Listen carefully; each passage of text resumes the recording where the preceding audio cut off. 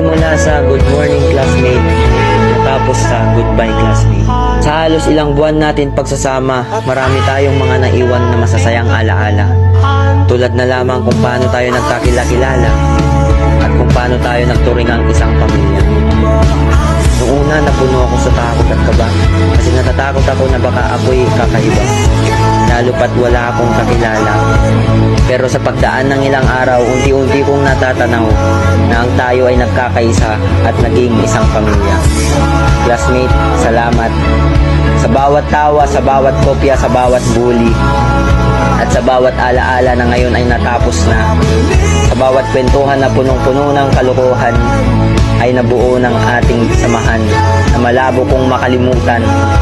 Paalam sa mga nawalan ng ballpen, paalam sa mga papel na binigay natin na kahit ang totoo ayaw naman natin magbigay.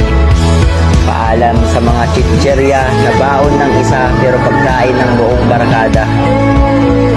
Paalam sa ating mga kwento na hanggang sa alaala na lang natin mabubuo. Paalam rin sa mga mahal natin na guro, salamat sa inyong mga itinuro.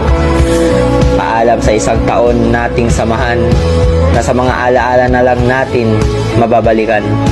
Hanggang sa muli, classmate.